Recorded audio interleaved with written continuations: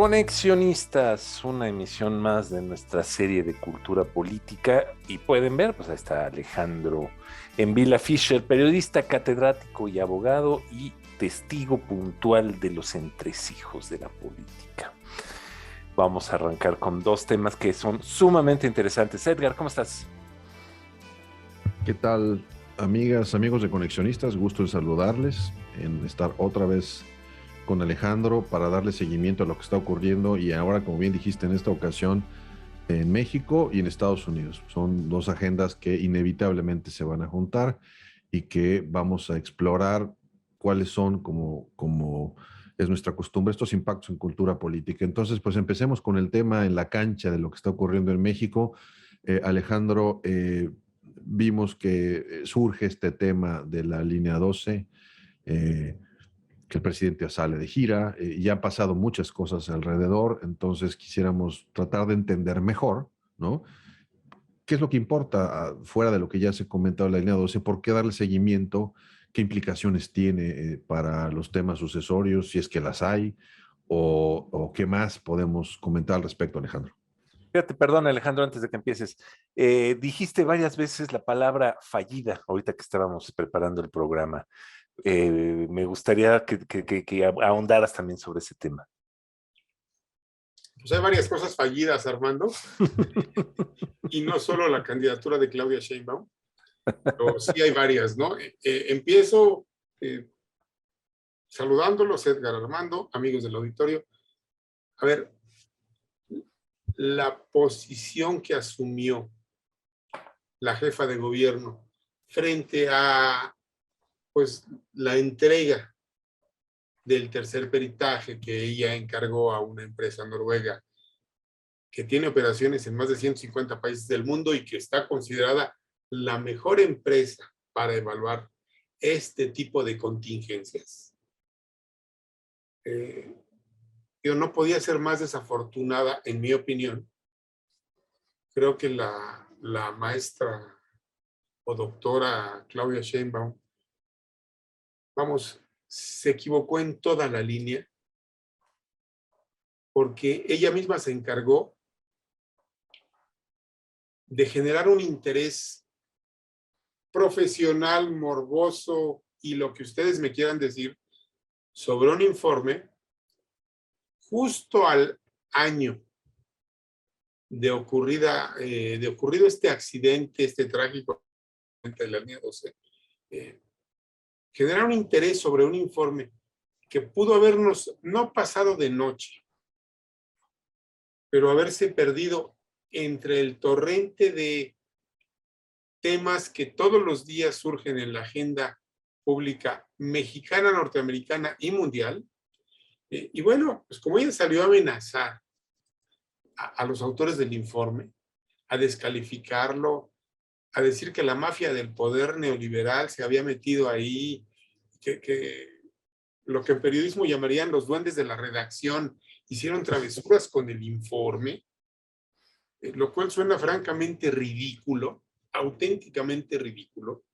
Bueno, pues todo el mundo volteó a ver el informe y advirtió además Claudia Sheinbaum, si lo dan a conocer los demando, porque rompieron la metodología, como si ella fuera experta en ese tipo de metodologías, queriendo corregirle la plana a los expertos por una sencilla razón.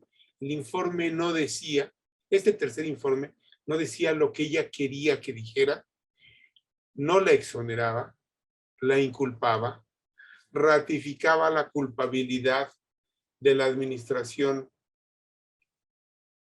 que construyó la línea 12, que es la administración de Marcelo Ebrard y Mario Delgado, su secretario de Finanzas y secretario de Educación. Vamos, a ellos no los dejaba a salvo, ratificaba algo que ya sabíamos. La culpabilidad también de los constructores de la constructora de Carlos Slim, pero la parte nueva era que decía, también hay responsabilidad por la ausencia de mantenimiento a una obra que ya estaba tocada, que era deficiente, que funcionaba mal funcionaba, porque los trenes de la línea 12, esto no lo dice el informe, lo digo yo, pero lo digo porque hice muchas entrevistas en su momento, cuando empezaron a surgir los problemas de la línea 12, a especialistas, a un par de directores del metro, cuando la línea 12 fue suspendida por el gobierno de Miguel Ángel Mancera. Los trenes que estaban diseñados para correr a 80 o 90 kilómetros por hora no podían correr a más de 50 o 60 por las deficiencias de la construcción. Eso ya, y a mí me lo dijeron, ¿no? A ver, esta línea va a funcionar así. Así es como podemos hacer que funcione. La opción es derribarla y hacerla de nuevo. No iban a hacer eso. Entonces, la línea funcionaba a medias, tenía cierto mantenimiento que le permitía funcionar a medias. Y resulta que en la administración de la doctora Sheinbaum, ese mantenimiento se perdió. Entonces, vamos, ella misma se encargó de hacernos a todos muy interesantes saber qué decía este informe, que por supuesto la responsabiliza. La responsabiliza de lo que ocurrió, la responsabiliza políticamente y administrativamente también de este desastre, de este siniestro. Claro que le resta puntos en el proyecto político que ella tiene, que es convertirse en la candidata de Morena y en la heredera de Andrés Manuel López Obrador. Si a mí me preguntan, yo les diría, hasta hace unas semanas era muy claro que la candidatura, que la intención del presidente era hacer candidata a Claudia Sheinbaum. Hoy tengo que decirles que yo creo que el presidente ya cambió de opinión y me parece que Claudia Sheinbaum, la ex esposa además de un pájaro de cuenta llamado Carlos Simas, está desesperada tratando de recuperar una candidatura que ya hacía suya, sí, y que se le está yendo de las manos, porque en este momento, a ver, si Morena postula a Claudia Sheinbaum, por más que las encuestas digan que tiene posibilidades reales de ganar, es una candidata absolutamente frágil. Es una candidata que tiene muchas cuentas pendientes, la más grande de ellas, al día de hoy, el siniestro de la línea 12 del metro, que no es cualquier cosa, no es cualquier cosa. 26 muertos, pues quizá haya a quien puedan parecerle pocos, en esta lógica de violencia y nota roja en la que vivimos. Pero a ver, es un accidente catastrófico, desastroso, de nivel mundial. Esto en otra circunstancia, yo estoy seguro habría provocado incluso la caída de la jefa de gobierno o del gobernante en turno en muchas otras ciudades capitales, de otros países. Y el informe lo que dice es, esta administración, la administración, porque además alguien lo filtró y el periódico El País hizo un reportaje bastante detallado de lo que Claudia nos prometió, le prometió y se prometió a sí misma que no iba a salir a la luz. Pero, a ver, salió y salió rápido. El informe lo que dice es, le quitaron el dinero de mantenimiento, no le dieron mantenimiento a una obra que lo requería porque estaba mal construida, pero todos sabíamos ya que estaba mal construida. Lo que no estaba claro y no estaba señalado era que hay responsabilidad porque se le quitó el mantenimiento. Concluyo diciendo, bueno, creo que Claudia no es más la favorita del presidente. Paralelamente se han dado otras cosas. Este informe que también afecta porque subraya la responsabilidad del gobierno de Marcelo Ebrard, también lo afecta, pero creo que lo afecta mucho menos que a Sheinbaum, porque Ebrard ya había asimilado como figura y seguía siendo precandidato el golpe que implicó la caída de una línea que se construyó mal, porque ya todos sabíamos que se había construido mal desde hace muchos años. se había construido mal y con cierto mantenimiento, parchada y todo funcionaba. ¿Qué fue lo que pasó para que se cayera? Pues ya nos lo dijo la empresa noruega, ¿no? Pasó que dejaron de darle mantenimiento. Creo que esto realinea la sucesión presidencial, que ya se venía moviendo de formas diferentes. Creo que Sheinbaum pierde muchísimo terreno, pierde el liderazgo que tenía, y me parece que, bueno, ya lo habíamos escrito aquí, la estrella emergente en esta carrera, que no es una carrera de caballos, pero de repente lo parece, es el secretario de Gobernación, asumiendo cada día más responsabilidades, cada día más atribuciones, metiéndose cada día en más agendas, volviéndose sin duda el funcionario más activo del gabinete del presidente López Obrador, robándole el protagonismo a Claudia Sheinbaum. No sé cómo le vaya a ir a Adán Augusto López, ¿no? Pero bueno, ya se ha filtrado información de que está haciendo nombramientos en la Comisión Nacional Bancaria de Valores, desde la Secretaría de Gobernación, cosa que no tiene contento al secretario de Hacienda. Dicen algunos, esto es una mera especulación, que las versiones de la renuncia inminente del secretario de Hacienda derivaron de eso, de que ya se cansó de ver cómo le están metiendo mano a los organismos que dependen de él. Que vamos, de repente descubrió que no le gusta ser un florero, que no le gusta ese papel, ¿no? Pero también el secretario de Gobernación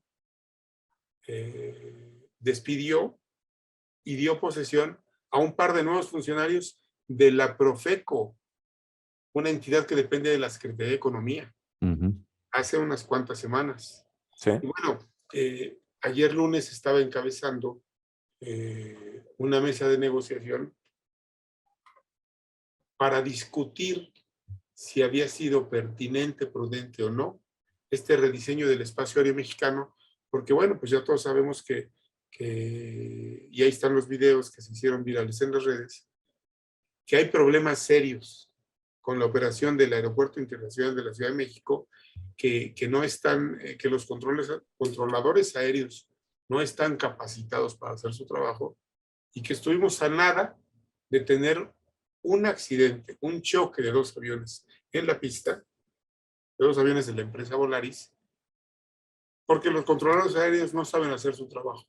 Si esto tiene o no que ver con un intento de forzar la salida de líneas aéreas hacia el aeropuerto Felipe Ángeles, no lo sé, pero habrá quien especule en ese sentido, y la especulación tendrá sustento, tendrá fundamento, tendrá sentido, por lo menos. La otra versión es el rediseño del espacio aéreo para darle capacidad operativa a Santa Lucía está provocando esto. Okay. Vamos a ver qué pasa en los siguientes días. Pero lo importante es el secretario de Hacienda encabezando esta mesa de negociación de un tema que, perdón, el secretario de Gobernación. Perdón, de un tema que tiene que ver con la Secretaría de Comunicaciones, Infraestructura y Transportes. Entonces, un secretario de Gobernación más protagónico de lo que habíamos visto en los últimos 25, 30 años, ¿les gusta? Sí. ¿Hace cuánto que no veíamos a un secretario de Gobernación meterse en agendas que tienen que ver con lo económico, que tienen que ver con la infraestructura, con temas de la aviación civil? Les gusta desde los años de Mario Moya Palencia, de Luis Echeverría, que luego fue presidente. Digo, no quiero pensar en el regreso al pasado, pero todo nos lleva de nuevo a esas cosas, ¿no? Política al viejo estilo, un criterio político en temas que deberían tratarse de manera absolutamente técnica. Magnífico. Alejandro, para finiquitar ya el tema de la regenta y de la cuestión esta, la primera gobernadora de la Ciudad de México desde 1969, que va a entregar menos metro del que recibió. Pues sí, porque primero la otra gobernadora que habíamos tenido se llama Rosario Robles, está en la cárcel, No, pero en gobernadores en general sería la primera en entregar menos No, pero metros de los además, que te voy recibió. a decir una cosa, Rosario inauguró la línea B. Sí. Rosario inauguró la línea B, que no toda la construyó la administración de Cárdenas, la mayor parte la construyó la administración de Óscar Espinosa Villarreal, pero a ella le tocó inaugurar y entregar. Entonces, efectivamente, si Claudia Sheinbaum no logra hacer operativa la línea 12 en lo que le queda de tiempo como jefa de gobierno, será, como dices Armando, la primera gobernadora que entrega menos metros de metro de los que recibió. Perfecto. Y mientras tanto, el presidente de vacaciones, ¿no? No de vacaciones, Pero de no de gira turística. vacaciones, no de vacaciones. A ver, De gira turística, de gira artística. administrando su sucesión, o tratando de administrar su sucesión, porque yo creo que él no contaba con que Claudia se metiera en estos problemas. Ah, sí. Creo que a él también debe sorprenderlo. No del todo, porque por algo trajo de allá de su tierra a su compañero y amigo Adán Augusto. A su amigote. Pero vamos, se le desinfla muy rápido una de sus estrellas. Él está de gira y miren lo curioso, ¿no? Está de gira y nuevamente a quien le cae la posibilidad de lucir, de hacer trabajo, de aparecer, es al señor Ebrard. Insisto, este informe ratifica la responsabilidad en la mala construcción de la línea 12 de Marcelo Ebrard, pero eso ya lo sabíamos, eso no es noticia nueva. Ese golpe ya lo había asimilado Ebrard y seguía siendo precandidato. La encuesta más reciente que publicó Reforma pone a Ebrard como el precandidato de Morena con más simpatías por encima de Sheinbaum, con más posibilidades.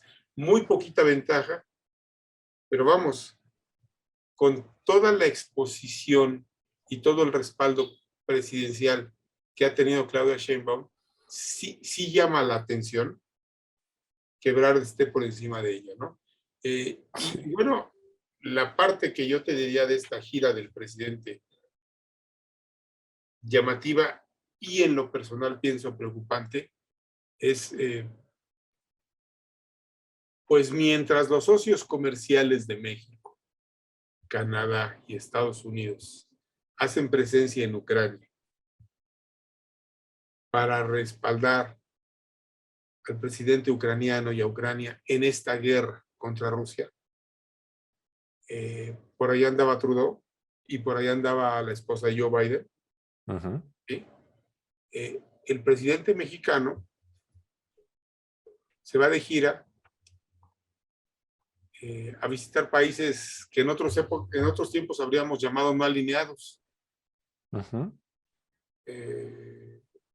Y se quiere presentar como el campeón de los centroamericanos. Anuncia que va a incorporar al IMSS a 25,000 trabajadores centroamericanos. No sé quién va a pagar sus cuotas patronales. O sea, habría que ver eso, habría que ver el detalle porque a lo mejor ese anuncio del presidente está plagado otra vez de ilegalidades. Y luego va a Cuba, nada más a Cuba, regresa a México y anuncia, si no incorporan a Nicaragua, los otros países centroamericanos y Cuba a esta cumbre de las Américas, yo no voy. Es decir, insisto, los socios comerciales de México están respaldando a Ucrania. México no respaldó a Ucrania. Y quiso jugar este juego del amigable componedor que nadie le pidió y que no le va a funcionar. No conforme con eso, el presidente le lanza la advertencia a Joe Biden, al presidente norteamericano, de que si a la cumbre de las Américas no invita a sus amigotes de Centroamérica, incluyendo al dictador de Cuba, con todos los problemas en materia de derechos humanos que hoy podemos documentar en Cuba, él va a boicotear y va a privar de su presencia a los jefes de Estado que vayan a la cumbre. Es decir, él no va a ir, va a mandar a Marcelo Ebrard. Adivinen quién debe estar muy contento por esto. Marcelo Ebrard. Marcelito. ¿Por qué? Porque va a representar a México en la Cumbre de las Américas. Me parece que el presidente no quiere entender que México comercialmente es parte de Norteamérica. Vuelve a mandar señales preocupantes a nuestros socios comerciales de desprecio, se malentona. Creo que está recuperando esta idea. Como ya se le acabaron los enemigos internos, de construir un enemigo externo a quien culpar de los resultados que su gobierno no está dando. Entonces, no nos extrañemos que mañana aparezca otra campaña patriotera de estas que hemos visto, no solo en este gobierno, en otros momentos, anti-norteamericana, y acusando al imperio yanqui de todos los males que México vive. No nos extrañemos. Creo que el presidente está tratando de construir la siguiente gran justificación a la falta de crecimiento económico, a la crisis de seguridad escandalosa que hay en México, al avance del crimen organizado, a la caída de la inversión y al empobrecimiento, bueno, me faltó decir, al disparo de la inflación, a la carestía que ya se está viviendo hoy en México y al empobrecimiento generalizado de las familias mexicanas. Creo que está tratando de construir o está preparándose para construir al que nos va a vender como el siguiente gran culpable y va a ser nuestro socio comercial. Yo no sé si le va a funcionar la estrategia. Me parece que cada día es más peligroso jugar y tratar de gobernar construyendo solo narrativas y sin ofrecer resultados que las respalden, pero no veo que el presidente tenga más herramientas al día de hoy. Creo que su herramienta nueva es distanciarnos cada vez más o distanciar a su gobierno cada vez más de los Estados Unidos. Me parece equivocado y además me parece peligroso. Peligroso para México, porque Joe Biden no es Donald Trump. Y es evidente que no le va, que el tema migratorio, que por supuesto en Estados Unidos es un tema de agenda, ya no le da al presidente mexicano para mantener una relación cordial con los norteamericanos, o por lo menos para aspirar a que volteen hacia otro lado, mientras él lleva a México cada vez más cerca del Foro de Sao Paulo, para decirlo con todas sus letras. Híjole, y ese tema le genera mucha comezón a toda la comentocracia mexicana conservadora, ¿no? Es el chamuco debajo de la cama que no quieren ver. Fíjate que ahora que tocas este tema, vale la pena reflexionar un poco qué está pasando en Estados Unidos, porque hay elementos que nos llevan a pensar que de este lado de la frontera se está formando un nuevo conservadurismo. La reflexión no es con o sin Trump, la reflexión no es qué tan progresista puede ser la agenda, sino cuáles son los límites del conservadurismo que la política norteamericana está teniendo. Hay un viraje claro, varios síntomas. Por un lado tenemos un discurso de los candidatos en las elecciones intermedias que estamos viendo, que inició hace 2 semanas, con 2 estados en donde, en el caso, por ejemplo, de Ohio, el candidato ganador al Congreso por el Partido Republicano es un candidato que fue apoyado por Donald Trump. Donald Trump lo manifiesta, lo endosa, como se dice, Pero en un estado tan distante de la frontera con México como es Ohio, la inmigración forma parte del discurso del candidato que gana. En un claro uso que los republicanos saben manejar como nadie el miedo. Entonces vuelve a convocar esto y lo que nos demuestra es que el tema de la migración sigue siendo un tema para usar a México como piñata.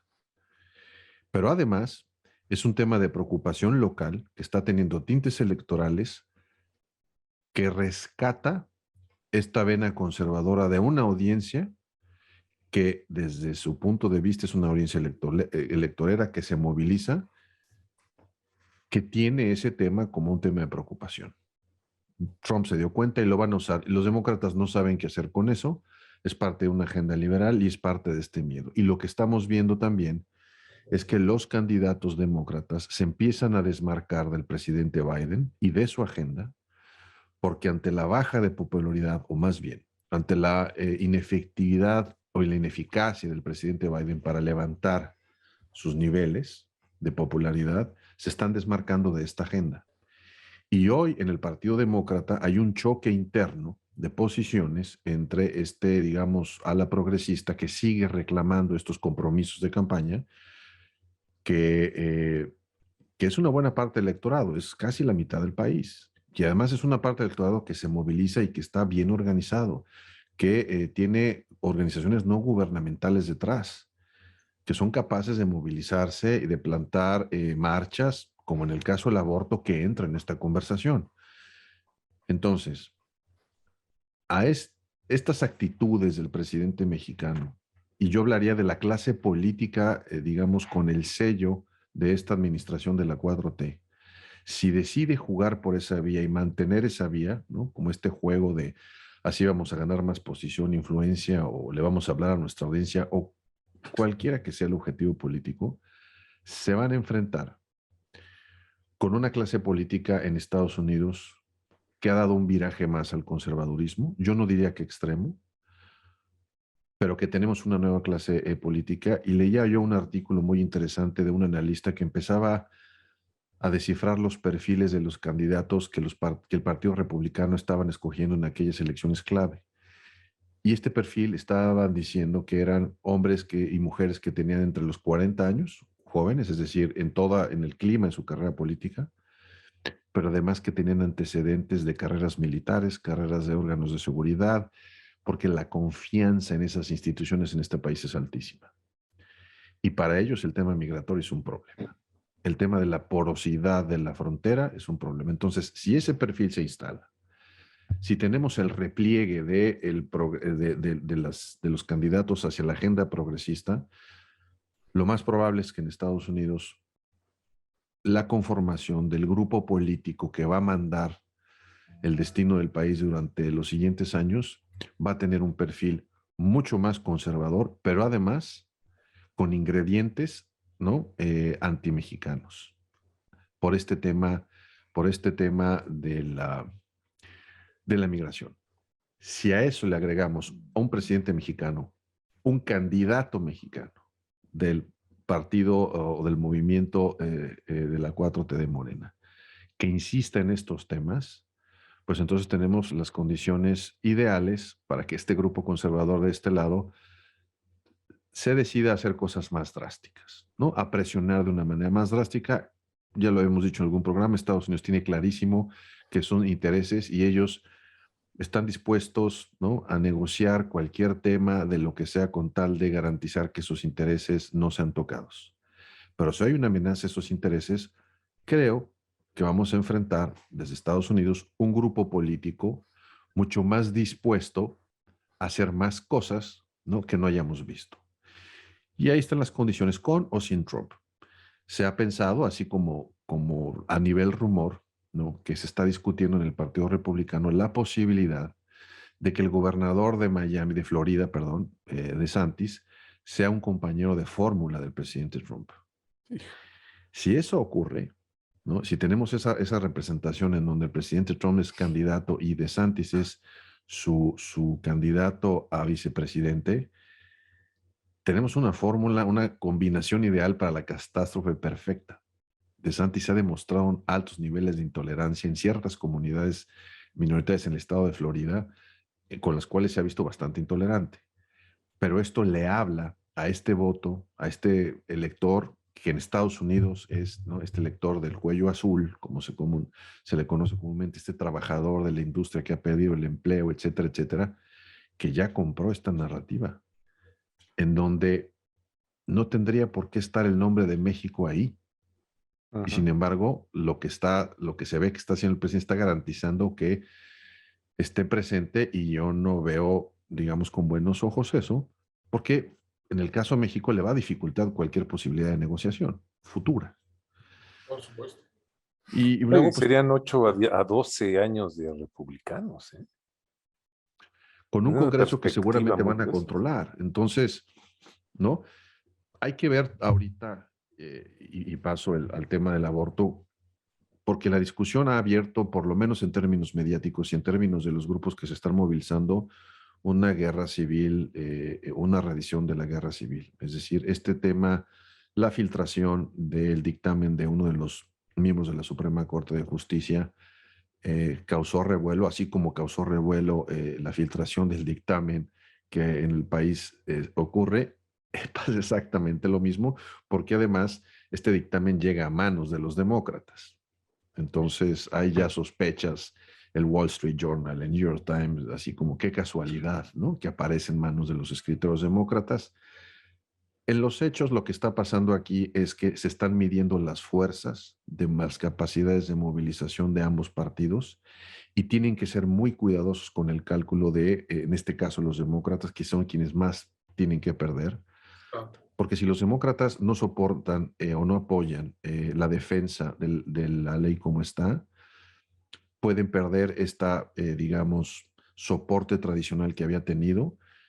Y esa es una de las grandes promesas, porque el discurso de estos grupos es: si son capaces de hacer esto, imagínense lo que puede ocurrir, independientemente de que sea cierto o no.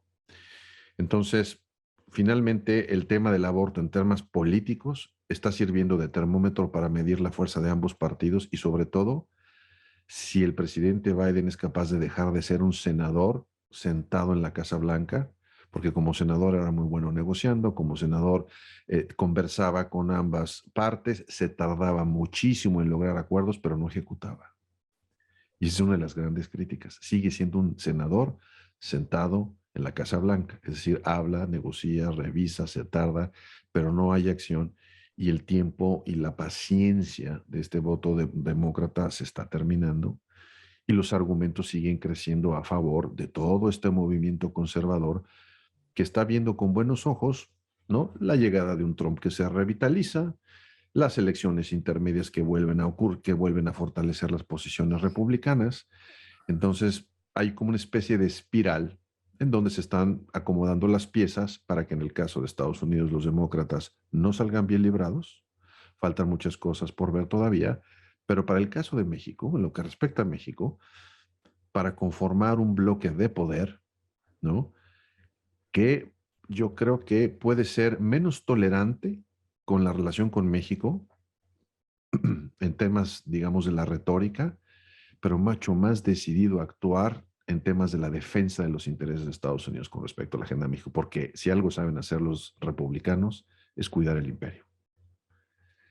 Entonces, y yo creo que eso no lo está viendo la política o los políticos mexicanos. Quizás Marcelo Ebrard lo tenga muy claro, alguno que otro ex secretario de Estado que entiendan muy bien la lógica de poder de Estados Unidos, pero no estoy claro de que ese sea un tema ni siquiera que les interese a quien vaya a formar parte o quien vaya a ser el candidato, el próximo candidato o el tapado. No veo yo esa intención, no creo que lo tengan en el radar. mira, miren, Armando, Edgar, yo me atrevería a decir, eh, con con este escenario norteamericano, con este giro norteamericano hacia el conservadurismo, vamos, no es de ahora, ya tiene un rato. La victoria de Biden nunca fue lo suficientemente contundente como para detenerlo. A ver, en lo particular, a mí me parece que para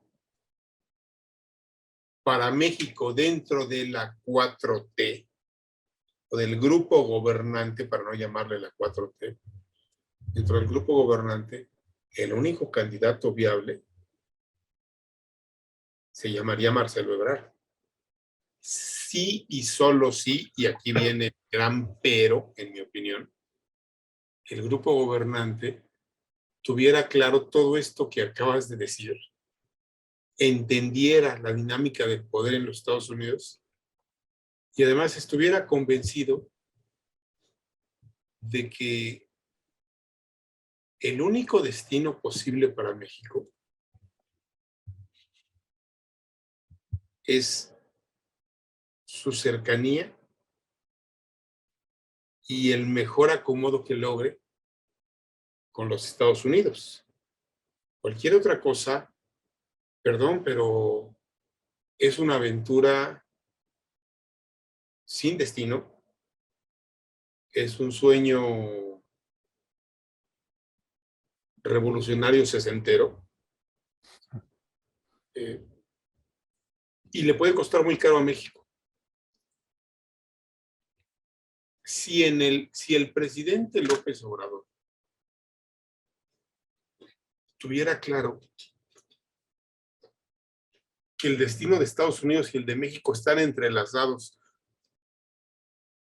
nos guste o no, le caiga bien a él o no, independientemente de quién sea el inquilino de la Casa Blanca y quien sea el que despache en Palacio Nacional o en Los Pinos, si algún día Los Pinos vuelve a ser residencia oficial o no, independientemente de las personas, hay, que son 3,000 kilómetros de frontera y una relación comercial además súper intensa y una cantidad importantísima de mexicanos que viven en Estados Unidos y más o menos 2,5 millones de norteamericanos que viven en México,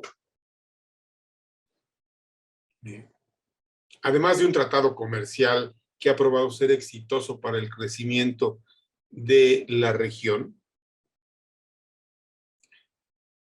y de un mundo que se va a desglobalizar, pero no va a volver a las economías cerradas. Quizás se vaya a regionalizar, pero nada más. Nada más. Si tuvieran claro eso, creo que la sucesión en Morena estaría clara y definida. No tienen otro, no tendrían otro que no fuera Marcelo Ebrard. Sin embargo, yo no veo que tengan claro absolutamente nada de eso. O sea, peligrosísimo para México. Peligrosísimo porque no importa quién esté, ya lo dijiste con toda claridad, quién esté en la Casa Blanca y no importa quién despache, quién sea el titular del Ejecutivo mexicano. Esa relación bilateral va a seguir ahí y podemos ser unos socios respetables, aunque no nos vean como iguales, o podemos ser un vecino muy incómodo y molesto al que haya que aplicarle reglas no necesariamente de buena vecindad. O sea, podemos llevarnos al estilo que Trump quería que nos lleváramos, vivir bajo amenaza, o podemos tratar de acomodarnos y construir acuerdos, como ocurrió en los últimos 25 años, diría yo, que quizá no sean los ideales, pero son los que le permitieron a México integrarse al mundo y a la economía moderna, y que además finalmente también le ayudaron y abonaron a la transición política del país. Okay. O sea, digo, esto que acaba de exponer Edgar, me parece fundamental, ¿no? Yo no veo alternativas en la 4T, perdón, en el grupo gobernante. Y tristemente, bueno, las semanas pasan y los meses pasan y tampoco se ve que surjan alternativas de candidatos que aglutinen algo en la sociedad o en los languidecientes partidos políticos de oposición, que siguen sin encontrar por dónde, y ya no sé si lo están buscando. Fíjense que a veces tengo la impresión de que en México la política exterior comete un error,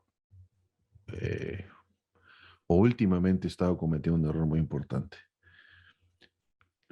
Tiendo a pensar que asumen que la cercanía de las fronteras y los temas logísticos son suficientes como para tener una palanca de negociación.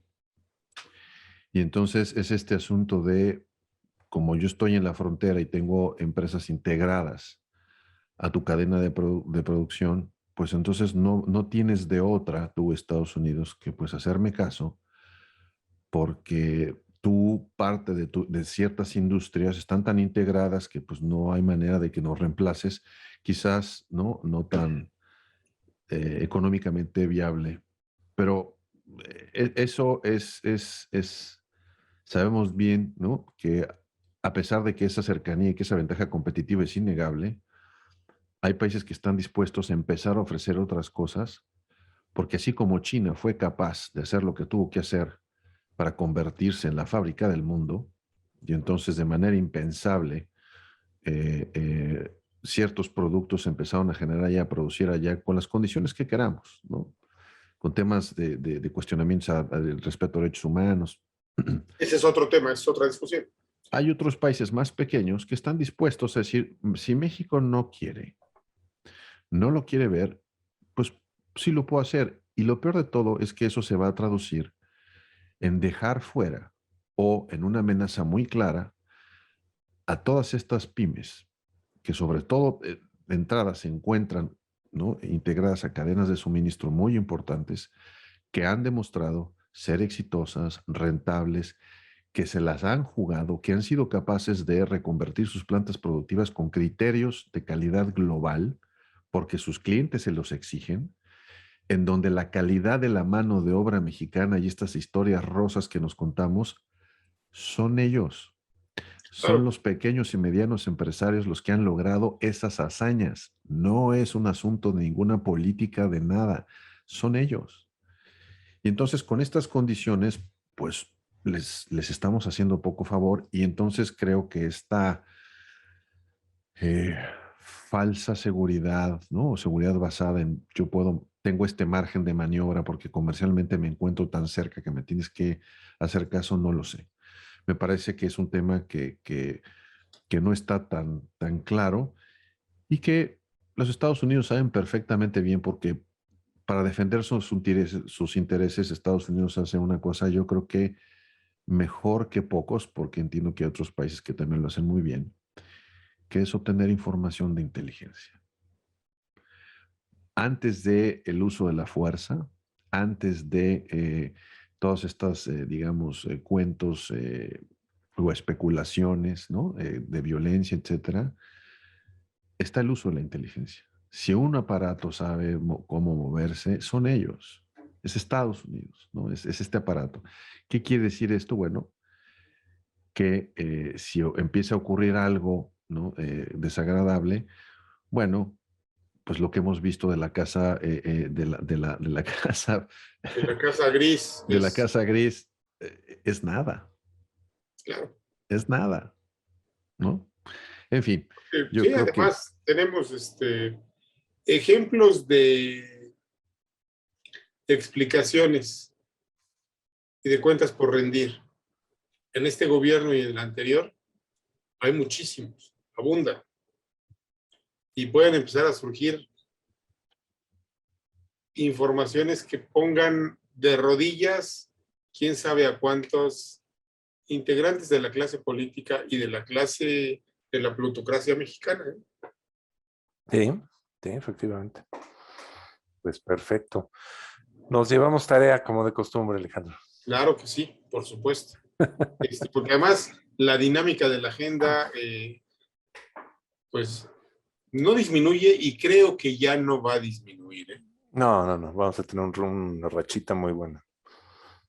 Entonces, vamos a Para, ver. Vamos a para ver. concluir, Alejandro, con este tema de la línea 12 del metro, que me quede con ello, eh, quiero aclararlo para no tragármelo, porque si me lo trago me vuelven a salir más cachetes y ya no está bien eso. Eh, ¿Creen ustedes? Yo lo que estoy viendo de este tema para concluir y cerrar con eso, yo creo que este es un tema que va a ser incómodo para cualquiera que haya pasado por esa administración. Estoy de acuerdo que a Claudia ya la desbancó, la descoloca totalmente, le quita toda posibilidad de hacer nada. Creo yo que de manera menor a Marcelo Ebrard, pero sigue siendo va a ser un impedimento para él, va a ser la piedra en Sí, uno de sus sí, claro, zapatos. claro, claro.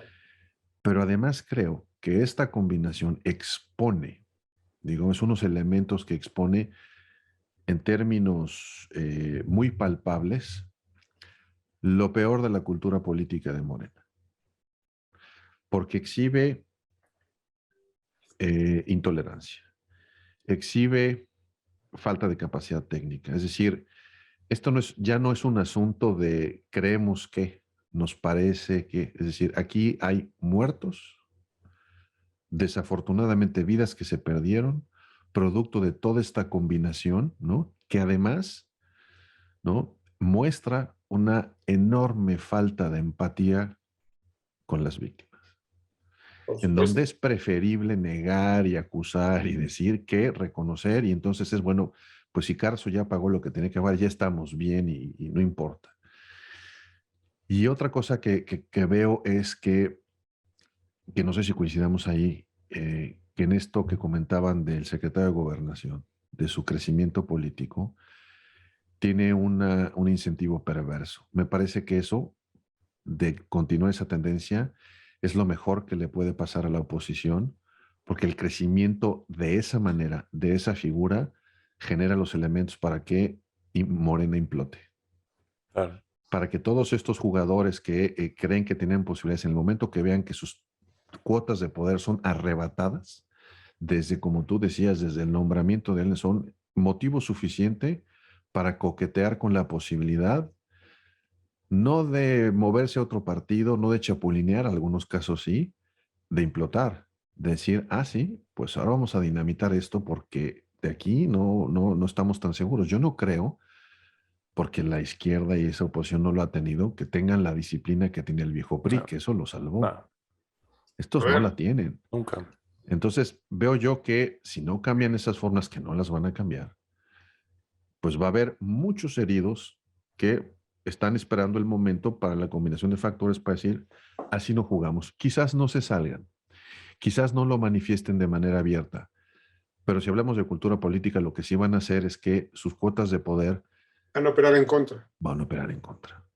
A ver, la política es un conflicto de intereses. Uh-huh. Y puede que las bases del presidente López Obrador, o una parte de sus bases, crean en él y sean fieles.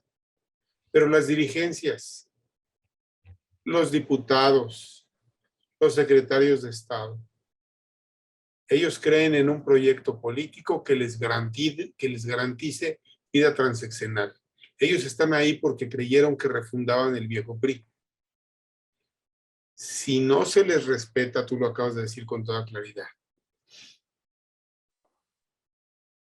lo que creen que es suyo, y si ven venir la fundación de un maximato tabasqueño, Mm. coincido plenamente contigo. Puede haber implosión, puede haber chapulineo. Los políticos mexicanos son expertos en el travestismo. Fácilmente se disfrazan de otra cosa. Uh-huh. O puede haber simplemente operación de sabotaje interno. Claro, si no es mío, no es de nadie. Sí, no, para más, esto es política y las tradiciones están al orden del día. Si se sienten traicionados, no van a dudar en traicionar. Claro. que, insisto, una cosa son las bases y esta popularidad que está del presidente López Obrador, que poca gente puede explicar, porque está más sustentada en una especie de fe en un Mesías Salvador, que bueno, no ha salvado a nadie, tiene más elementos religiosos que racionales. Pero esa es la de las bases y ciertas bases. Esa no es la de los 200 y fracción diputados de Morena, ni la de los gobernadores de Morena. Esa no es la de los políticos profesionales. No. Ellos están ahí por intereses. Sí, claro. Perfecto. Así es. Pues una semana que promete ser muy interesante. Exactamente, sí. Muy bien, pues hay que darle seguimiento, para variar. Ya habíamos dicho, ¿no? Estos presidentes no nos van a dejar que nos aburramos. Exactamente. No, de ninguna manera, de ninguna manera. Muy bien, Alejandro, pues muchas gracias de nuevo. Muchísimas gracias, Edgar, muchísimas gracias, Armando. Al contrario, muchas gracias a ti. Temas hay y seguirá viendo. Tenemos pendiente platicar un poco de a ver qué pasa con la adquisición de Twitter. Vamos a darle unos días más, ¿no? Ya abordaremos el tema. Y mientras la red permanece, ¿cuál es tu cuenta de Twitter? ¿Cómo te podemos seguir? @envilafisher. Esperemos que permanezca, ¿no? Esperemos que permanezca. Yo me divierto mucho ahí, entonces sí, yo también espero que permanezca. Nada más es divertida, es entretenida. Creo que todavía hay cosas que valen la pena ahí. Sí. Pero yo sí tengo muchas dudas respecto de qué va a pasar en la nueva era, ¿no? Claro. Vamos a ver. Pues mientras tanto, y mientras todo ocurre, síganos a Conexionistas en Conexionistas MX en Twitter y en Facebook, es el mismo nombre. En YouTube nuestro canal es Conexionistas México y en Spotify somos simplemente Conexionistas. La música que escuchamos es de Alejandro Saborit, su canal en YouTube es Alejandro Saborit. El diseño de Sofía Reynoso, ella lo encuentran en Facebook como Sofía Reynoso Diseño Gráfico. Muchas gracias, nosotros somos Conexionistas.